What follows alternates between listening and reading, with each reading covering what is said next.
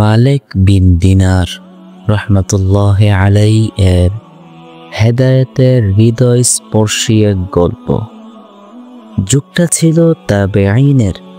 ইসলাম যখন নতুন করে আলো ছড়াচ্ছে, আলেম ওলামারা ছিলেন সমাজের পথ প্রদর্শক, কিন্তু এই নূরের ভেতরেও ছিলেন কিছু মানুষ যারা ছিল পথহারা।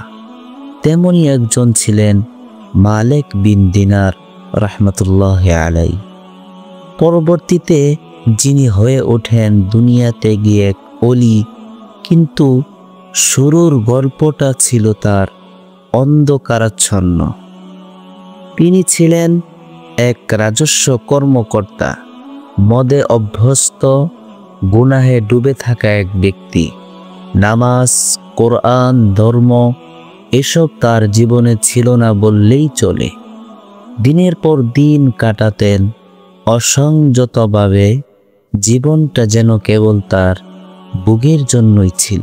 এরই মাঝে এক ছোট্ট কন্যার আবির্ভাব হয়। আল্লাহ রব্বুল আলামিন তার জীবনে এক উপহার পাঠালেন, একটি ফুটফুটে কন্যা সন্তান। এই মেয়েটি ছিল তার চোখের মণি, হৃদয়ের শান্তি। যতই পাপময় হোক তার জীবন, মেয়েটির প্রতি ছিল অকৃত্রিম ভালোবাসা। সে যখন হাঁটতে শিখল, কথা বলতে শিখল, তখন যেন মালিকের হৃদয়ের কঠোরতা একটু একটু করে গলে যেতে লাগলো।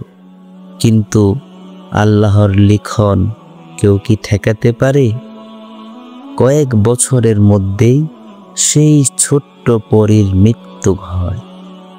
মালিক বিন দিনার ভেঙে পড়েন, হৃদয়ে গভীর শোক নিয়ে আবার মদে ডুবে যান, যেন ভুলে থাকতে পারেন এই কঠিন বেদনা। রাতের পর রাত নিঃসঙ্গতায়, অন্ধকারে তিনি কাটাতে থাকেন দুনিয়ার মোহে ও দুঃখে। হঠাৎ কোনো এক রাতে মাতাল অবস্থায় ঘুমিয়ে পড়েন তিনি। সেই ঘুমেই দেখেন এক অদ্ভুত স্বপ্ন, যে তিনি কিয়ামতের মাঠে দাঁড়িয়ে আছেন। এক ভয়ঙ্কর দানব তাকে তাড়া করছে। তিনি প্রাণপণে পালাচ্ছেন, সাহায্য চাচ্ছেন, কিন্তু কেউ তাকে রক্ষা করতে পারছে না। অবশেষে তিনি এক বাগানে পৌঁছান। সেখানে অনেক শিশু খেলছিল। তাদের মধ্যে থেকে এক শিশু এগিয়ে আসে, দানবটিকে তাড়িয়ে দেয়।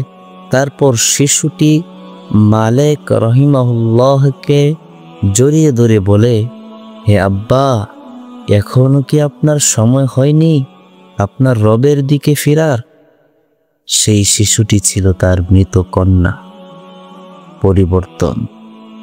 ঘুম ভাঙতেই মালিক বিন দিনার রহিমাহুল্লাহ কাঁপতে থাকেন।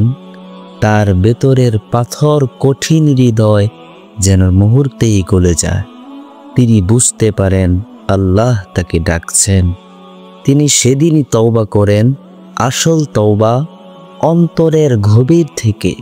মদ্যপান, পাপ, গাফলতি সব কিছু তিনি ছেড়ে দিলেন। ধীরে ধীরে তিনি হয়ে ওঠেন এক প্রখ্যাত বুজুর্গ, আল্লাহর প্রেমে মগ্ন এক সাধক। তার জীবন, তার কণ্ঠস্বর, তার চোখের পানি সবই মানুষকে আল্লাহর দিকে ফিরিয়ে দিতে লাগলো।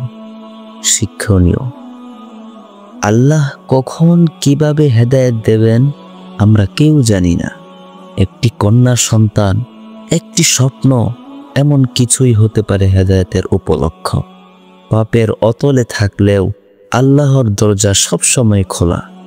মালিক বিন দিনার রহমতুল্লাহ আলাইয়ের জীবন আপনাকে আমাকে শিক্ষা দেয়, পাপ যতই গভীর হোক, আল্লাহর রহমত আরো গভীর।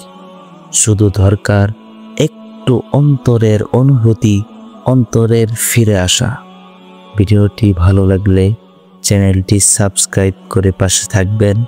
এতক্ষণ পর্যন্ত আপনাদের সাথে ছিলাম আমি মোহাম্মদ সাখাওয়াত হুসাইন। আসসালামু আলাইকুম।